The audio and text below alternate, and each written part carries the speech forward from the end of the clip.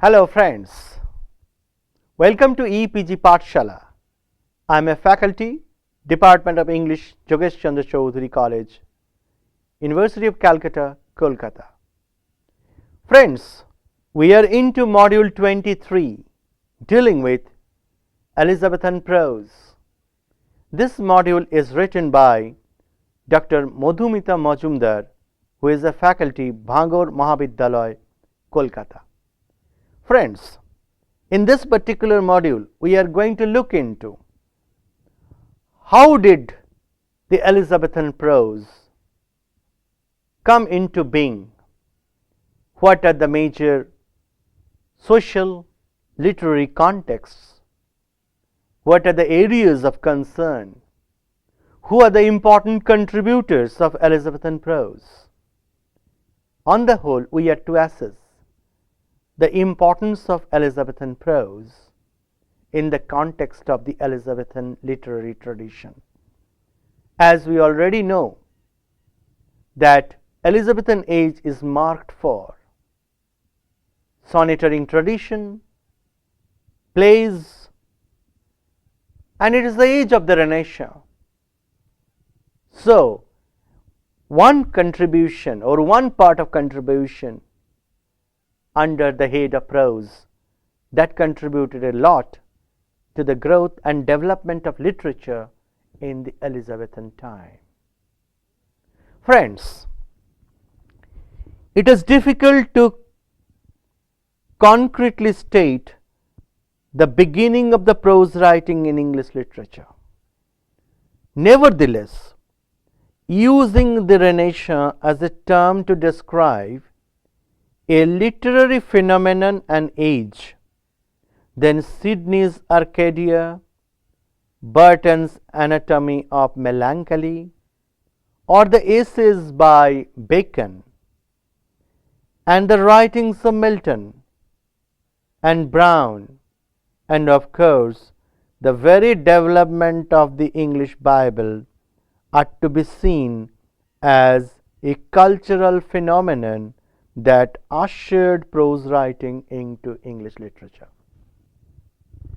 Friends, if you ask a question, who is the first stable prose writer in the Elizabethan age? It's John Lyly. John Lyly, 1554 to 1606, who was about the same age as Spenser, published the first volume of Moral Romance of Euphues. The second and the concluding volume followed within a year.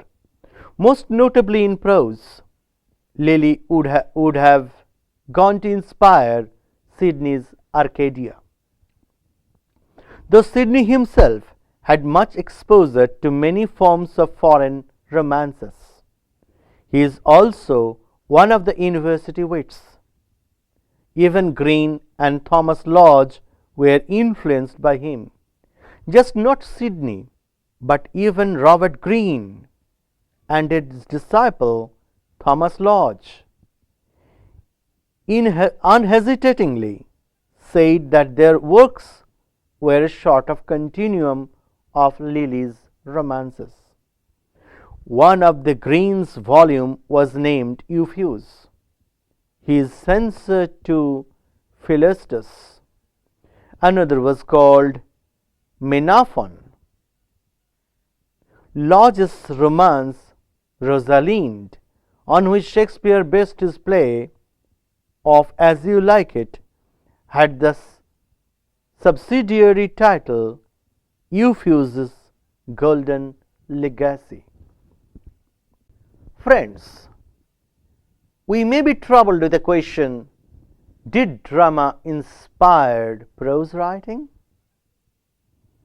It is largely expected that English Renaissance was dominated by drama.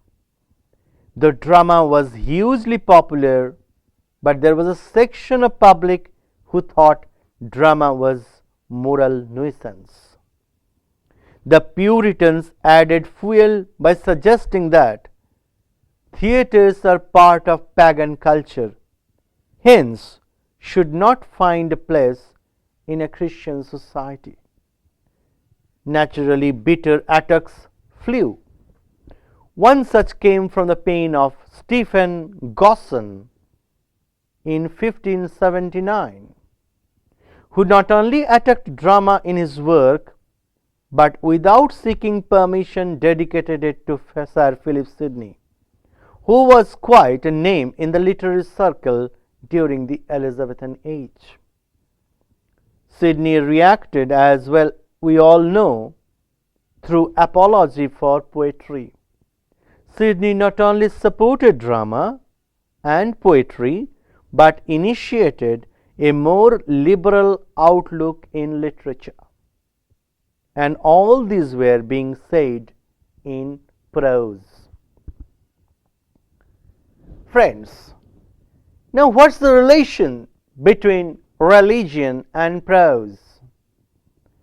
The age also saw religious controversies. It is thus but natural that prose works that dealt with religious subjects would abound. Some of the religious prose works of the time are Sir John Tyndale, remembered most famously for the translation of the Holy Book, the Bible, the Book of Common Prayer. This translation formed the basis for authorized Bible in the year 1611. It is written in traditional prose. His style is simple and method is direct. The reason was simple. Tyndale wanted Bible to read by the commonest of the common. The Elizabethan translation of the Bible was long drawn project of the Renaissance, and it was notably done in prose. The Bishop's Bible was published in 1568 and was then constantly reprinted until it found culmination in the authorized version of 1611. It was under the reign of James I. However, the most dignified contribution to prose literature of the age was made by the theologian Richard Hooker, who was born in 1554 and died in 1600, whose style was largely based on Latin models, cumbrous at times, but reaching heights of poetic eloquence in his works. Hooker's masterly work of the Laws of Ecclesiastical Policy is the greatest of the non-fictional prose works during the Elizabethan period. It began appearing in volume by volume in 1594 and continued till his death. It was the first book in English which used English for a serious philosophic discussion. Hooker was a Protestant, and the purpose in writing of the book was to defend the Church of England and to support certain principles of church government. Friends, we have a separate module for Francis Bacon, but no discussion on Elizabethan prose is complete without referring to this great man. So here we have a brief discussion on Francis Bacon as a prose writer. Francis Bacon was born 1561 and died in 1626, whose career started when Hooker ended his own career. But Bacon was unlike Hooker in not adopting the Caesarean method. Bacon borrowed the term and the conception of the essay from the French writer Montaigne, whose essays first appeared in the year 1580. Incidentally, Bacon's great philosophical work was mostly in Latin prose. But when writing in English, Bacon showed equal capability. Like the flavor of the time, Bacon's English writing was embedded with a native taste. In his advancement of learning, his chief philosophical work in English, his vocabulary is exceptionally polite and of excellence level. Friends, you must be wondering, can pamphlet be a prose? I hope all of you have seen political pamphlets or social pamphlets in your lifetime. So, the Elizabethan age was also the age of pamphlets. Another form of prose writing was pamphlet writing that abounded the area. With the printing press and the universities providing an ambience of some amount of free expression on various topics of life and discourse. Pamphlet writing is the natural outcome of the age. It was not exactly the work to be indulged by a gentleman or a scholar. So when Henry Howard, Earl of Northampton, got involved in the prose controversy in the year 1580, he was, of course, an exception. It was a general belief that writers who did not seek remuneration for their work wrote in prestigious genres. Print for a long time continued to be stigmatized and was not seen as respectable. A gentleman did not wish to make his writings public or common. But by the year 1580s, this dispute associated with printing was losing its base, and it was prestige of different kind of method through which the printing came to be visible. Lilly, Green, Milton were some of the prominent pamphleteers. They contributed to the pamphlet writing in prose. Friends, some random names in the world of prose writing during the Elizabethan era. William Baldwin, 1547 to 53. He wrote Beware the Cat in 1553, which is often considered the first novel in English.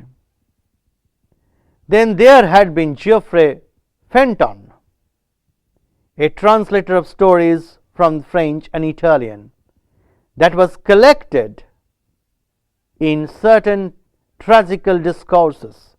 And it is not possible to forget George Chapman, poet dramatist, who translated classics like Homer's Iliad and Odyssey. Roger Ascham, a great educationist, who wrote the School of Shooting. His second work, The Schoolmaster, contains intellectual instructions for the young. The Governor, a treatise on moral philosophy by John Check Eliot.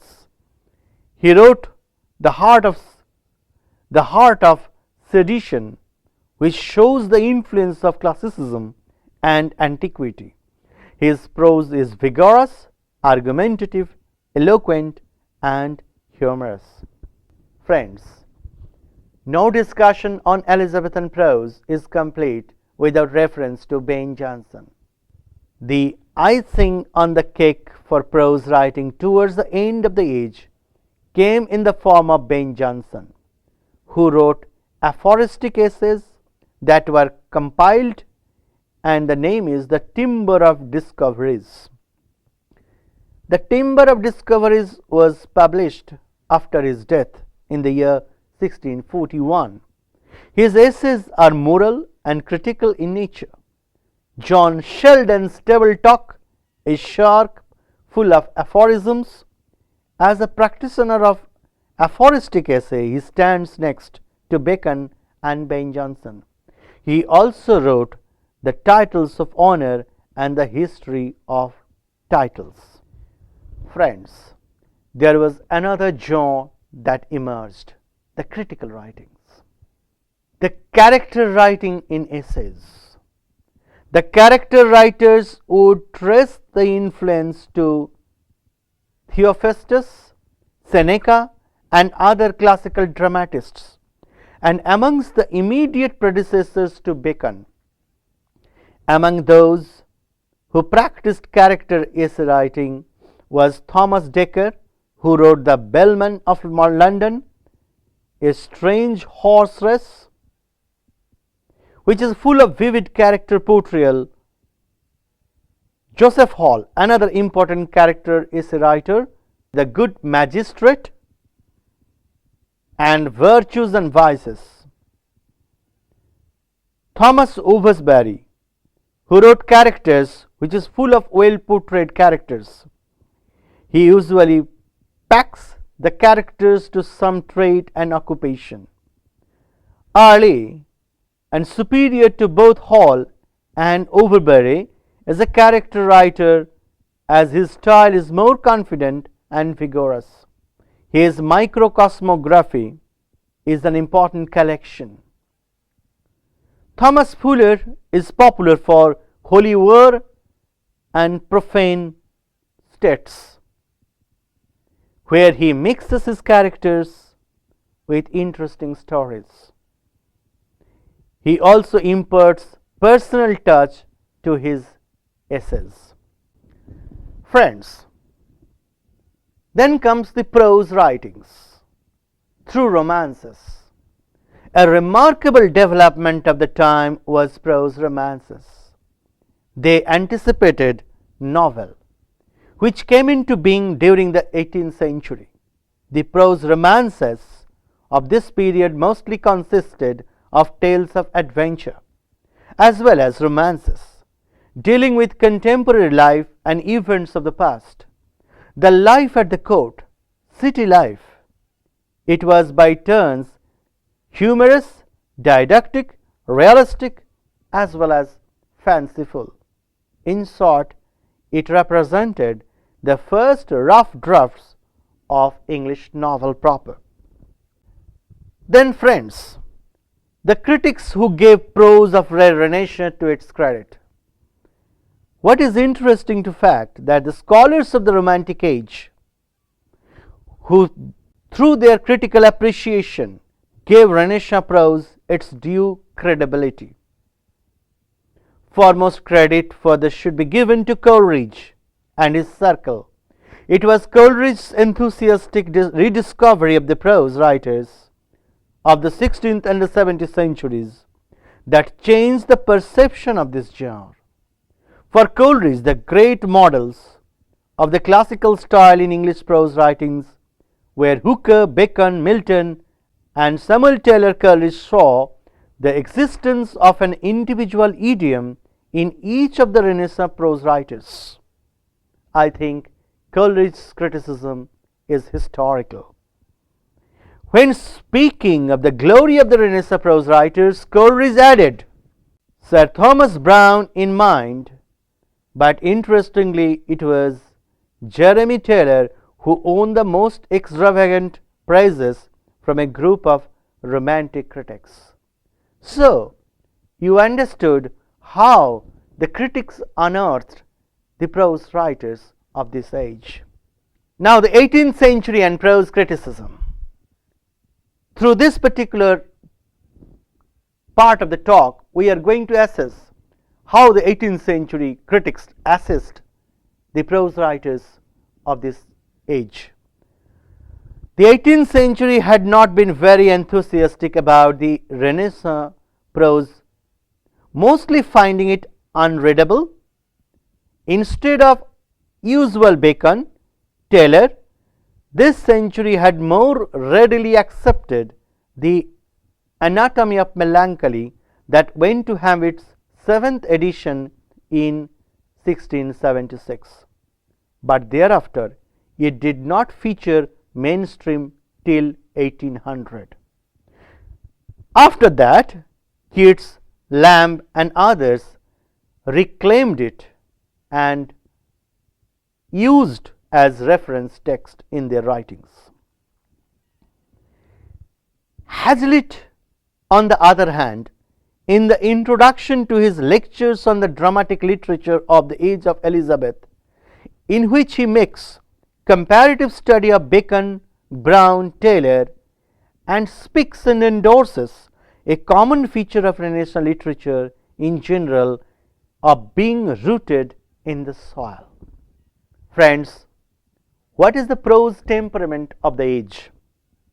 There is no denying the fact that the literary temper of the Elizabethan England was distinguished by a splendid vitality and vivacity, and covered a wide range of subjects that was reflected both in prose and poetry.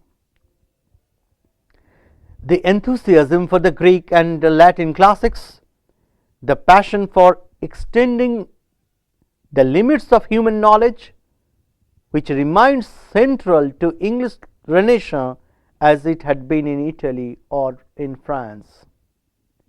Hellenism, or the desire to cultivate beauty both on the physical and the moral level, was felt in the textures of literature of the time. Moral sensibility and its explorations would have been part of English Renaissance. It is true that it is to appreciate Elizabethan literature, one has to see it as having stemmed from the European Renaissance. The Elizabethan studied and imitated foreign authors with aptness and gusto. In spite of this free spirit of borrowing and influences, the national spirit was strong enough in Elizabethan England, which gave its literature individuality and essentially an identity. Friends, the prose variety. Prose in the Elizabethan age covered varied subjects from religion, politics, social issues, and so on. Though, as a genre, it did not grow to become an extant rival to drama, but the age had shown enough promise, vitality, and strength that would continue its strong march in the time to come. In the 18th century, we see the prose writing continues in the hands of Samuel Jonson, Addison, and Steele, and it leads to the Romantic age, when late 18th century or the precursor of Romanticism, Lamb, takes this away. Essay writing continued. Soon novel writing became a vogue in the 18th century, thus bringing us to our times when writing in prose is almost a norm. Friends, in this particular module, we try to locate the relevance of the Elizabethan prose writings in the context of the writings and their varieties. I hope by this time you have understood the legacy of prose writings of the Elizabethan time and their tendencies, and we all are aware of the fact that nowadays we live in the world of prose of different kinds. I hope all of you enjoyed the module very much. Thank you.